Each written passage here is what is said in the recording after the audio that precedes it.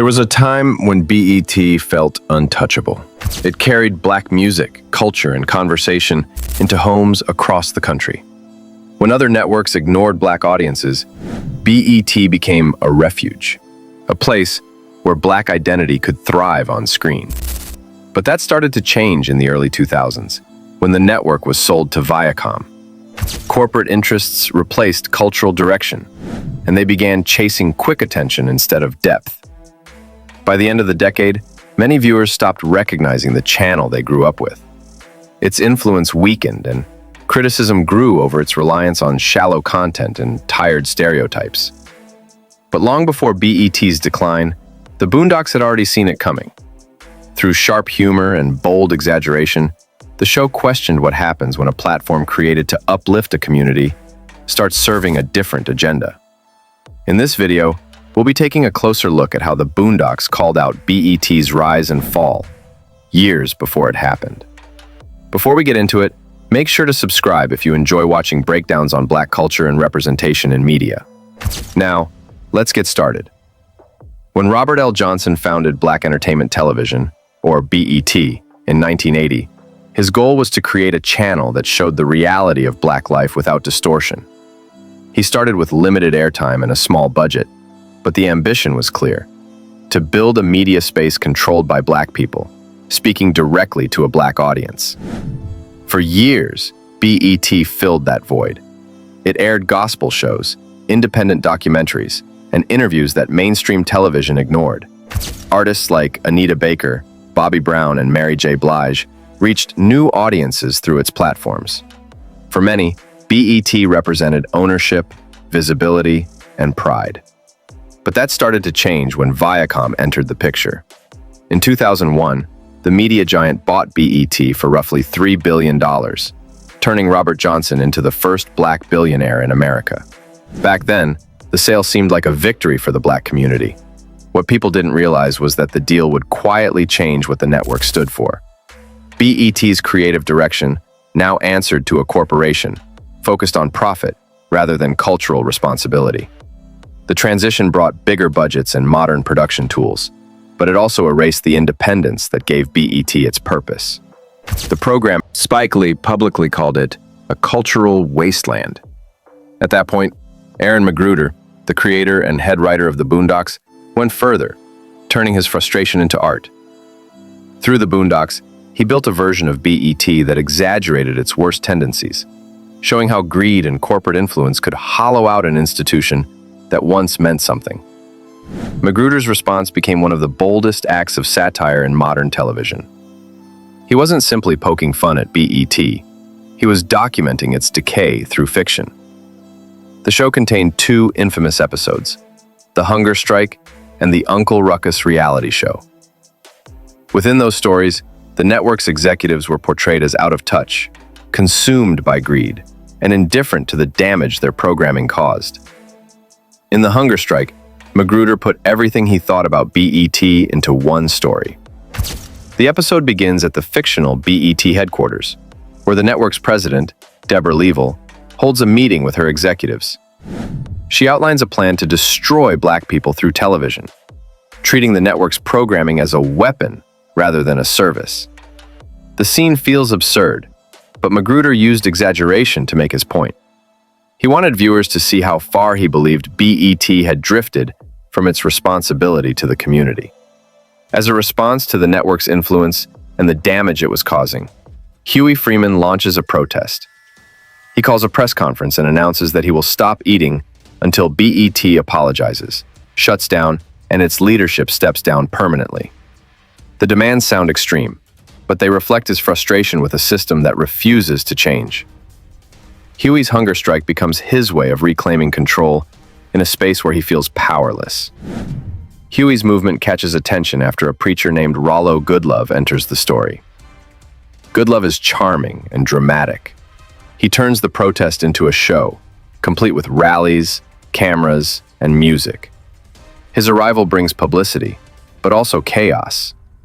Huey starts to see that Goodlove's interest is not in reforming BET, but in using the cause for personal fame.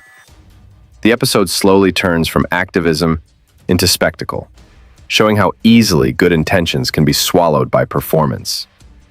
Inside BET's offices, Deborah Leavell and her team watch with amusement.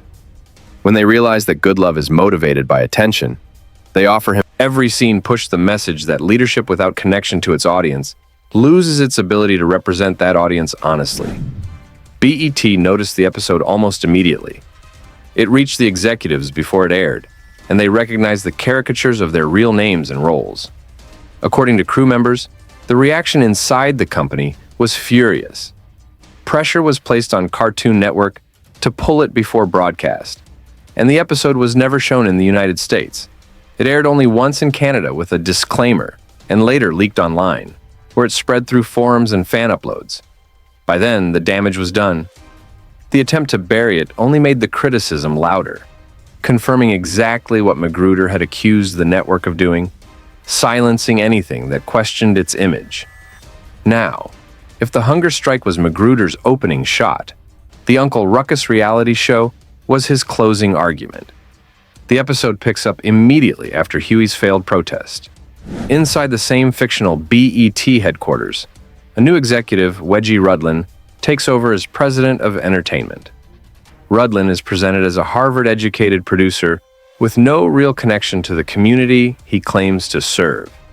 He calls a staff meeting and describes himself as the man who will take BET in a new direction, before firing a board member mid-sentence and ordering the creation of the Uncle Ruckus reality show.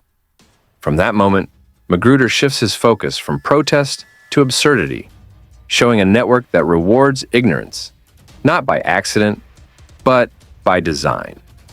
The episode then follows Uncle Ruckus as the unwitting star of his own show.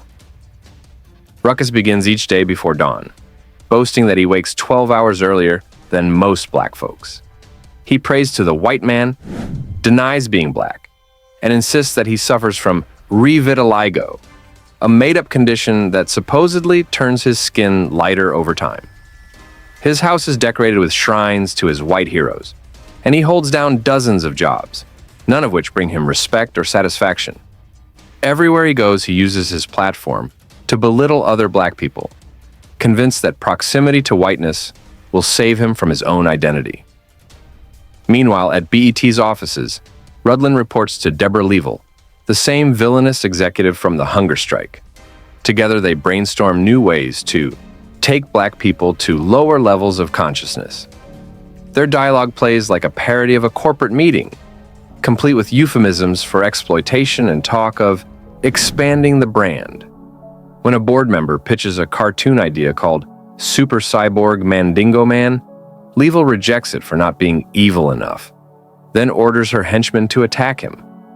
Though the situation sounds really silly, McGruder's use of exaggerated violence isn't actually just for shock value. It's to show how profit-driven media destroys creativity from within.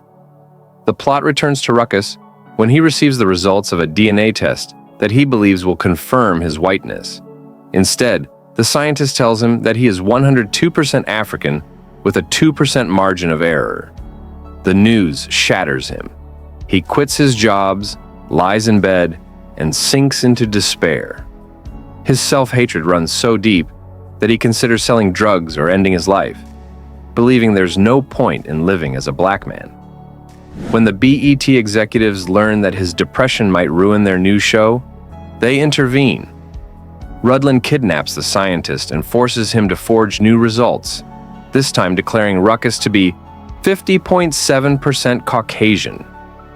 The lie revives Ruckus's spirit, and the show continues. McGruder's portrayal of Ruckus is painful to watch. The character embodies everything BET was being accused of promoting: ignorance, internalized racism, and spectacle disguised as entertainment. By giving Ruckus his own reality show, McGruder suggested that the network had turned self-hatred into a business model. Even when Ruckus learns the truth about his ancestry, the system around him rewrites reality to keep the lie profitable. Behind the scenes, the reaction to the episode mirrored what had happened with the hunger strike.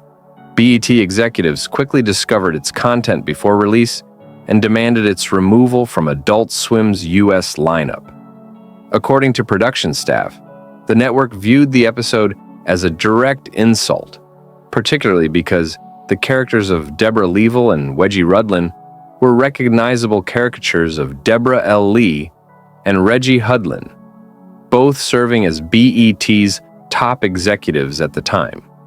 Viacom, which owned BET and also distributed the Boondocks through Sony, reportedly raised legal concerns that the episode could be considered defamation. As a result, it was shelved in the United States and only aired in Canada with a disclaimer. Fans would not see it on American television until 2009, more than a year after its intended release. When the episode finally surfaced online, its reputation grew quickly. Viewers saw it as one of McGruder's most daring works, a portrayal of how media systems could exploit even the worst stereotypes if it kept audiences entertained. It was uncomfortable, ridiculous, and unforgettable. The combination of the hunger strike and the Uncle Ruckus reality show completed McGruder's message. Together they painted a portrait of BET as both victim and villain, a creation born from black ambition but sustained by corporate manipulation. In the years after the hunger strike and the Uncle Ruckus reality show were pulled, BET's programming continued to change. By the early 2000s, the lineup that once featured interviews, news, and serious discussion had all but disappeared.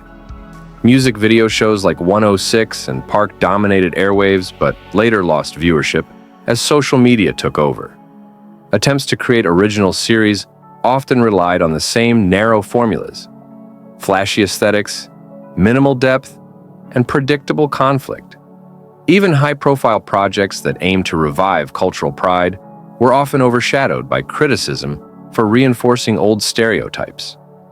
McGruder's fictional executives, Deborah Leavell and Wedgie Rudlin, had embodied this outcome long before it became obvious. They represented what happens when cultural control falls into the hands of people chasing metrics instead of meaning. The idea of BET manufacturing its own downfall for profit sounded absurd in 2008. Yet by the time viewership declined and trust eroded, that satire felt more like documentation. The network had become known less for representing black excellence and more for controversies about image, gender, and authenticity. BET's leadership tried to adapt. The network experimented with award shows, scripted dramas, and nostalgic rebrands, hoping to recapture the influence it once had. But the damage ran deeper than ratings. For many, the trust had already been broken. BET's cultural capital had been transferred to independent creators on platforms like YouTube, where new voices shaped the conversations the network had abandoned. McGruder's message was simple but hard to ignore.